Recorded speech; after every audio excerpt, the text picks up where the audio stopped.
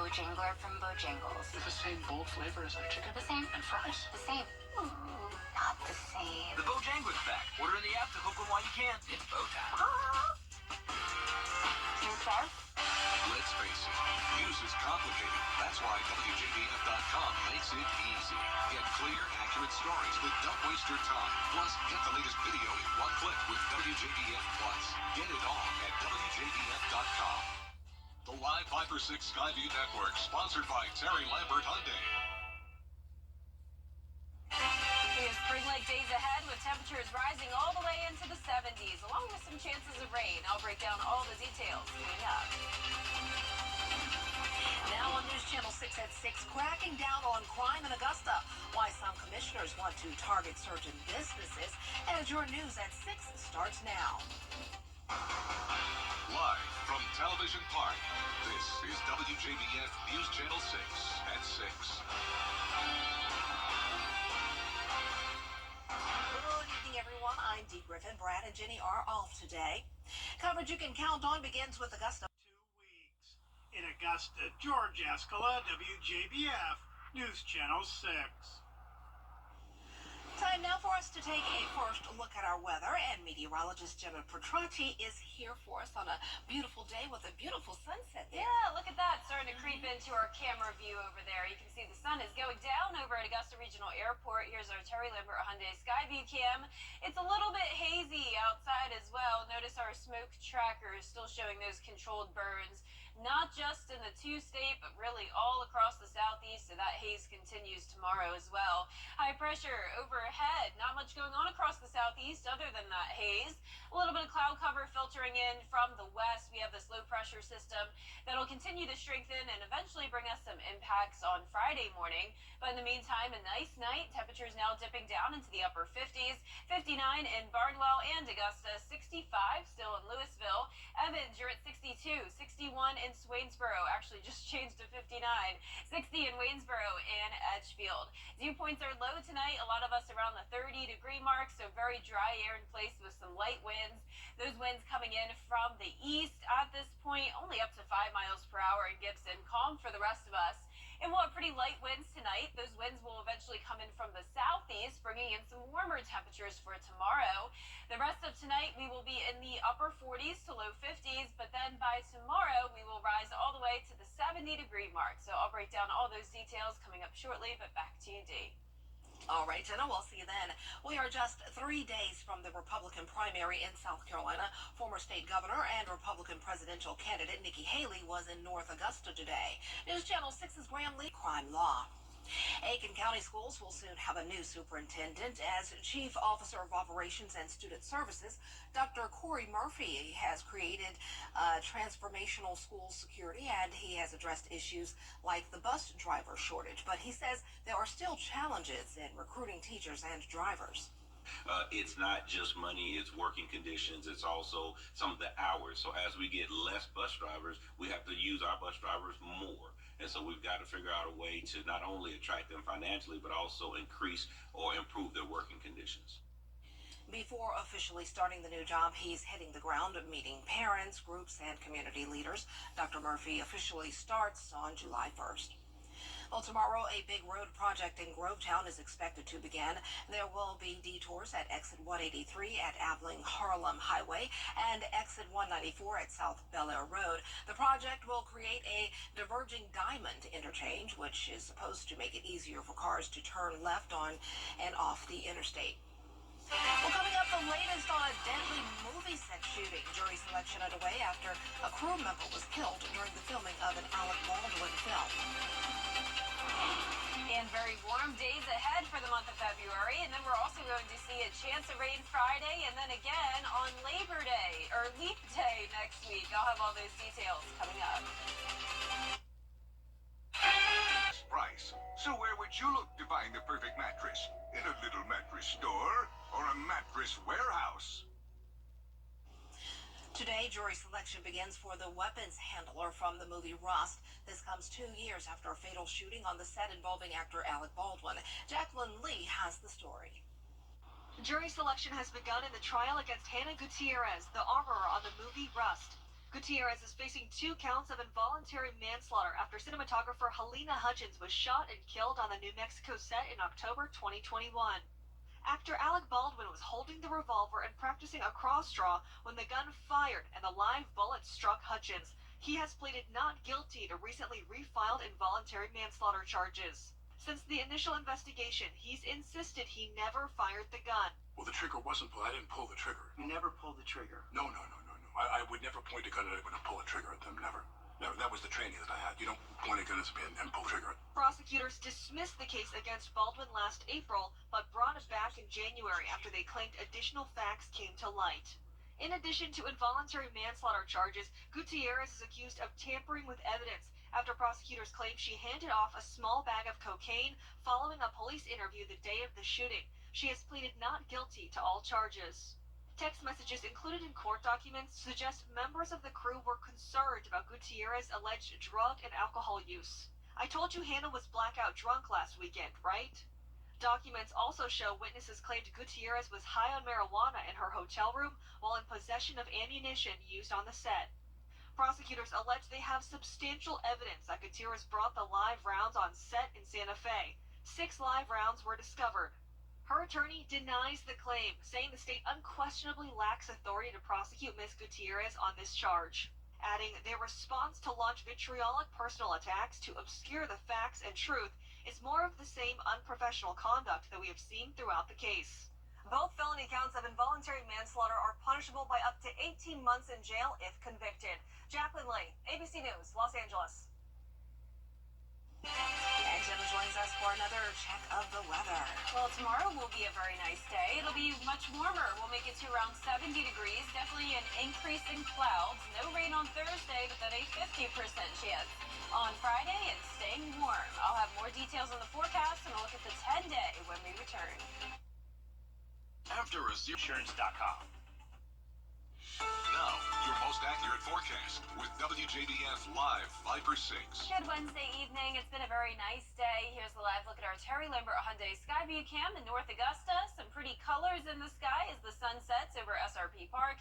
59 degrees currently, definitely getting a little bit cool outside. Dew point of 30. Winds are calm.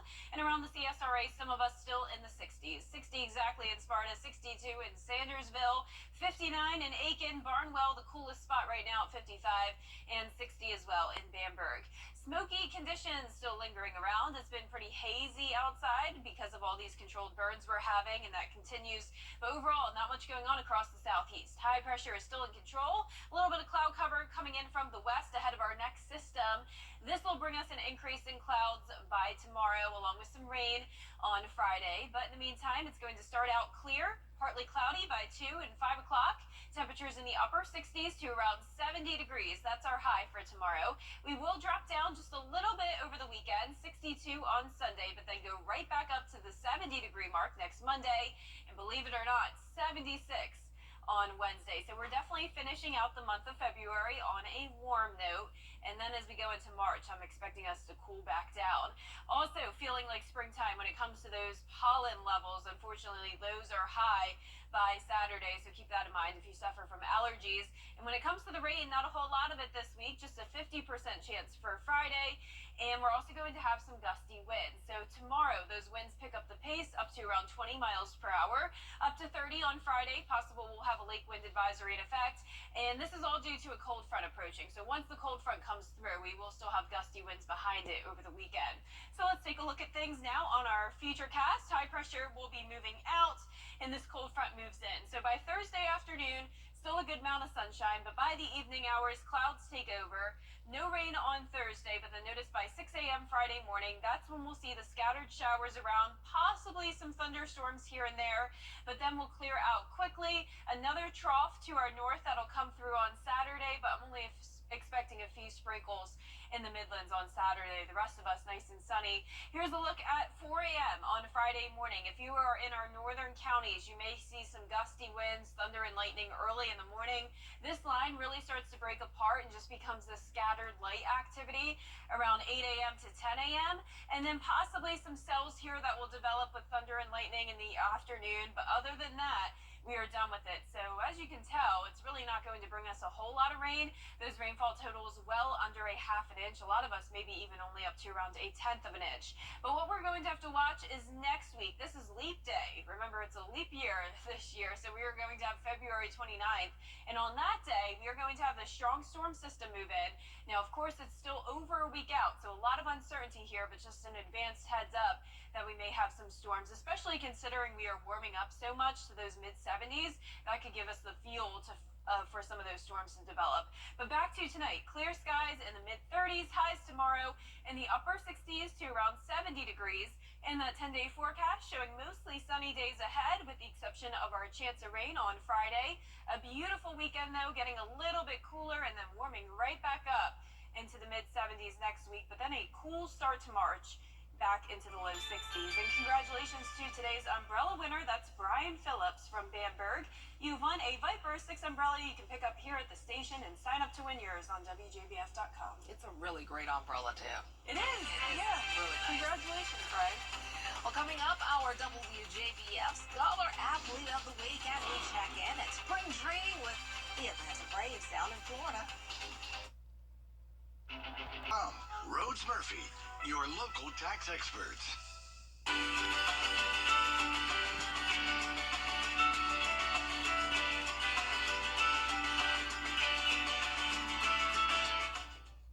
Follow your heart. Or Augusta's only Audi dealer, Audi Augusta, part of the Gerald Jones family.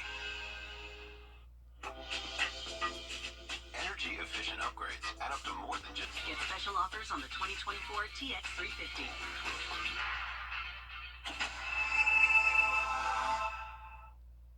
That's our time for tonight. Thanks so much for joining us.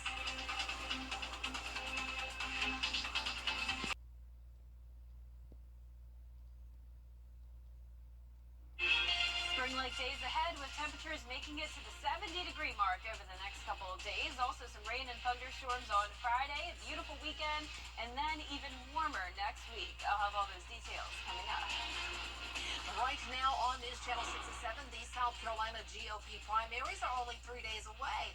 Presidential candidate Nikki Haley stopped in North Augusta to speak with voters. Also ahead, local leaders make their way to Atlanta to push for more funding for the city of Augusta. We'll have the details. And the Medical College of Georgia is pushing for more funding, why school leaders believe a new research facility is needed. As your news at 7 starts now. Live from Television Park, this is WJBF News Channel 6 at 7. Good evening, everyone. You're watching News Channel 6 at 7. I'm Dee Griffin. Thanks so much for joining us. Coverage you can count on begins with... Well, time now for a first look at our weather, and meteorologist Jenna Petracci joins us now, and it feels like winter packed up and said so long till next year, because spring has come, but that's not necessarily the case. Yeah, I wish the 70s were here to stay, Yeah. but it does look like we may drop back down to those low 60s for the first few days of March. But in the meantime, if you like the warmer weather, this is a great week for you. Here's a live look now at our Terry Limbert Hyundai Skyview Cam over at SRP Park. Looks like some event going on over there. Beautiful colors all lit up. We also have some hazy skies still. Here's a look at that smoke tracker all across the two-state and really all of the southeast. We have prescribed burns going on. So that's what's going on with the hazy skies. But overall, pretty calm conditions across the southeast. High pressure in control. We have this low pressure system to the north, and that'll eventually bring us some impacts starting tomorrow. But in the meantime, a pretty calm night. Temperatures in the upper 40s to low 50s at this time. Actually, some mid to upper 50s still here.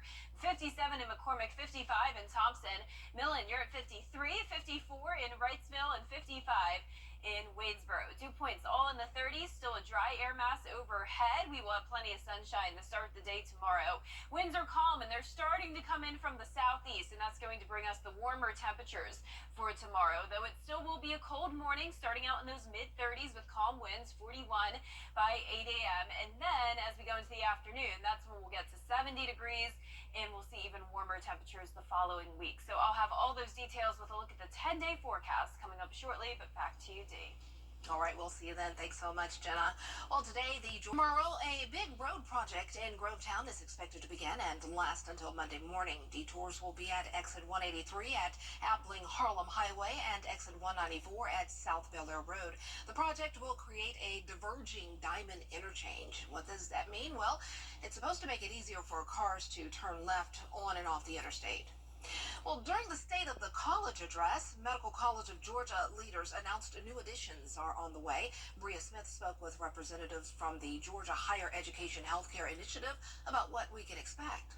Those talented researchers need a place to do their work, and it needs to be modern. I don't think it's asking for too much for them to have modern, adequate research space to be able to attract those funded folks here to Georgia. Some of the new opportunities coming to the Medical College of Georgia are already coming to reality. And then this week, we see this wonderful news from the Senate that they're going to fund $10.7 million for the planning and design of it. We're not there yet. This is a 3-leg race.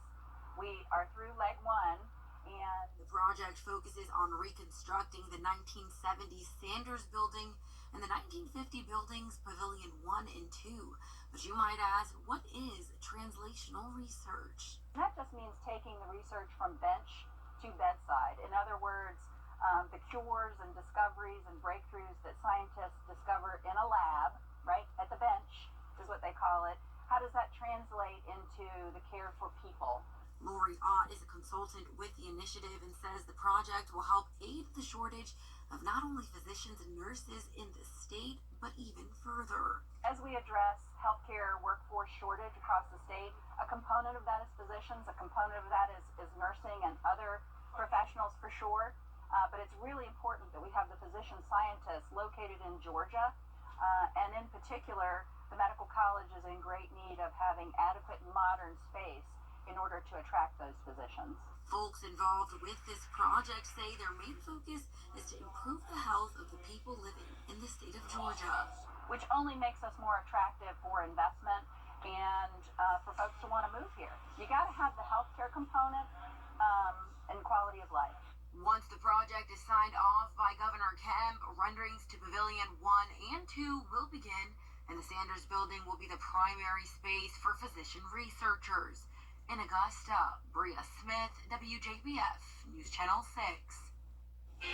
Coming up, Rooted in Community, the meaning and history behind African-American debutante cotillions. Stay with us.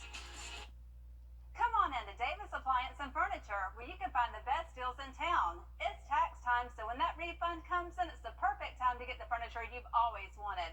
For the brands you trust at the lowest prices, visit us at Davis Appliance and Furniture. Is your driveway or .com, Facebook, or Instagram? Every day is a miracle. Come on into Davis Appliance and Furniture, where you can find the best deals in town. It's tax time, so when that refund comes in, it's the perfect time to get the furniture you've always wanted. For the brands you trust at the lowest prices, visit us at Davis Appliance and Furniture. The tradition of the debutante cotillion is a rite of passage that dates back to the 1700s. Young women donned porcelain white ball gowns, satin gloves, and pearls. Like me, our escorts also dressed in tuxedos. Micah Mateer explains why it carries a special meaning for African-American families. Circle up so that Emma ends up standing next to Hillary. These young women and men are preparing for a traditional African-American debutante cotillion.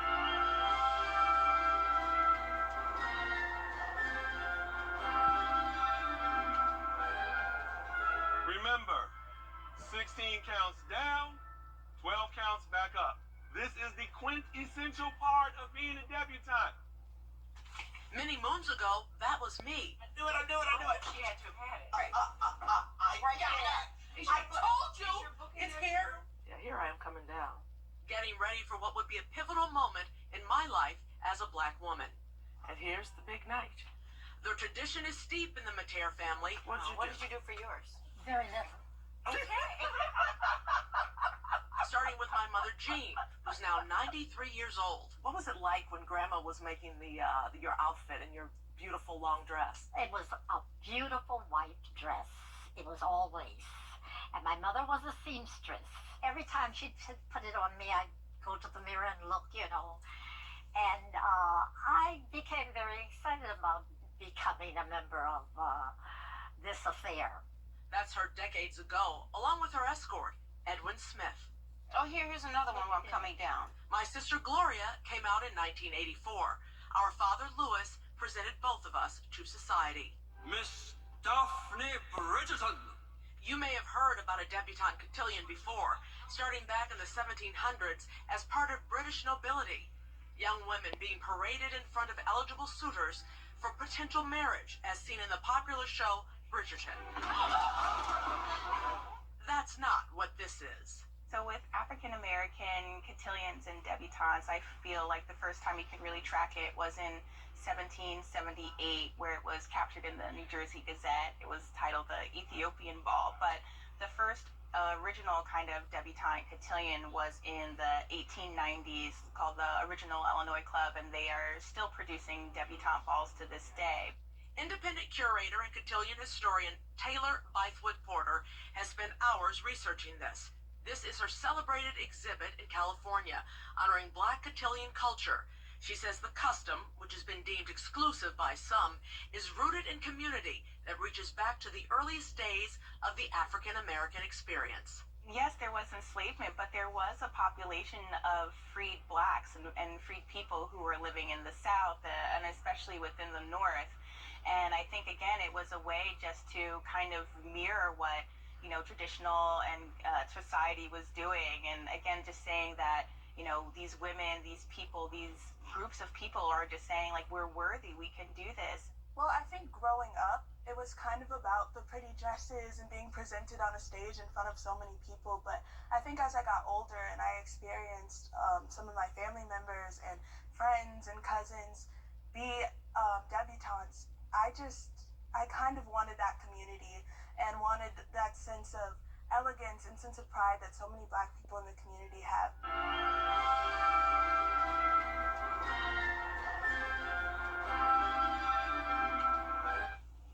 It's such a special time. Here at home, debutantes also attend months of various workshops preparing to make an impact for years to come. I know because I was a debutante in the Augusta Adult Society's Debutante Club. It was established in the spring of 1963 by 40 students at A.R. Johnson High School.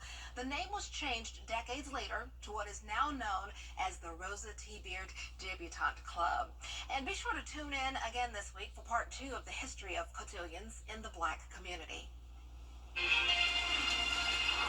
And we are warming up. Temperatures around 70 degrees over the next couple of days. A few showers on Friday, a beautiful weekend, and then next week it'll be even warmer with some possible storms on Leaf Day. I'll have all those details right after this break. So, now, your most accurate forecast with WJBF Live Viper 6. Good Wednesday evening. It's been a very nice week so far. Really not much going on. It's been very calm, and that continues the rest of tonight. Here's a live look at our Terry Lambert Hyundai Skyview cam outside the station. 49 degrees as our temperature. It's definitely been cold late at night and early in the morning. It will be a couple degrees warmer than it was last night, but nonetheless, still cold. We'll be falling down into the 30s. Winds are calm at the moment. All of us in the upper 40s through mid-50s. 54 in Sparta. 49 in Aiken, Barnwell at 50 degrees exactly, 52 in Allendale and Sylvania at 54. You may have noticed some hazy skies over the past couple of days. We continue to have controlled burns all across the southeast, so that's what's going on with that. But otherwise, high pressure in control, just a little bit of high-level cloud cover, and no rain associated with this low-pressure system for now, but that will change over the next day or so. Tomorrow, we're going to start to see an increase in clouds along with temperatures warming up all the way into the upper 60s, some of us making it to 70. And notice that wind coming in from the southwest up to 13 miles per hour sustained, gusts as high as around 20. So we're going to have breezy conditions and warm temperatures Thursday and Friday, along with the chance of rain Friday. Cooling down just a little bit over the weekend, 62 on Sunday, and then going all the way back up to mid-70s next week, 76 is your high on Wednesday. So definitely finishing out the month of February with above average temperatures and also above average pollen levels. Those are definitely on the rise. High levels of that on Saturday. So keep that in mind if you suffer from allergies. Not a lot of rain to wash away that pollen. Only a 50% chance for Friday. Also the chance of some storms along with the gusty winds. As I mentioned, those wind gusts getting pretty high even on Thursday, but really on Friday, that'll be the main focus. Even into the weekend, though, still pretty breezy behind the cold front. So that's what's going to be approaching us. High pressure will be moving out, and then you can see that cold front swing in from the west. We'll stay sunny for the first half of Thursday, then the clouds move in at night. No chance of rain tomorrow. It'll be Friday morning starting around 4 a.m. where we'll see the rain. That cold front pushes through by the afternoon, just a few leftover showers, and then another trough to our north. Now, this system will be very weak. Only a few sprinkles likely in the Midlands on Saturday, but I'm expecting the CSRA to be mostly sunny. Here's a closer look at 4 a.m. on Friday. Definitely the possibility of some gusty winds there, so you may wake up to some thunder and lightning as well. Then this really starts to break apart and becomes just a scattered light rain, possibly a few storms developing in the afternoon south of I-20, but then other than that, we are done with it, and we'll be back to sunshine later on Friday. Rainfall totals, not an issue here. We will not have any flooding. All of us well under a half of an inch. A different setup, though, next Thursday. We are going to have the very warm temperatures, as I mentioned. We'll be in the 70s, and we're also going to have the strong system approach. So this is a upper level trough, a dip in the jet stream, as we call it. And when this happens, we typically have a strong cold front that moves through. And with all the warm temperatures, we could have the fuel for some of those thunderstorms to really get strong. So we'll keep you updated on that. Of course, there could be a lot of changes from now till then. But for tonight, cold and clear. Highs tomorrow in the upper 60s to low 70s. And your 10-day forecast showing the chance of rain Friday, back to sunshine over the weekend. Warmer next week with the rain on Leap Day. Back to you, Dee. Hi, I'm Jennifer Long with your cast. Can do it all. Get the latest video in one click at WJBF.com. The WJBF Live Viper 6 Skyview Network is sponsored by Terry Lambert Hyundai. Low prices, big selection, and committed to quality customer service. Today, President Biden is sending out messages to more than 150,000 people, letting them know their student loans are forgiven. This is the latest step in his administration's fight to wipe out student debt. Here's Hannah Brandt with more. Tens of thousands of people are about to see their student loan balances drop to zero. While a college degree is still a ticket to a better life, that ticket is too expensive. On Wednesday, President Biden announced 153,000 people will have their entire remaining loans forgiven. Those people all borrowed $12,000 or less and have been repaying the loans for at least a decade. Folks, I'm happy to have been able to forgive these loans because when we realize and relieve Americans of their student debt, they're free to chase their dreams. It's part of the new SAVE plan. John Donnenberg with the White House National Economic Council says it's designed to help those who need it most. A generation of Americans who are struggling to buy homes, to start families, and to really start to build that future. This all comes after the Supreme Court blocked the Biden administration's original, more expansive forgiveness plan. But, we're not giving up. The president is not giving up. Since then, the Biden administration has used several executive actions to cancel student debt.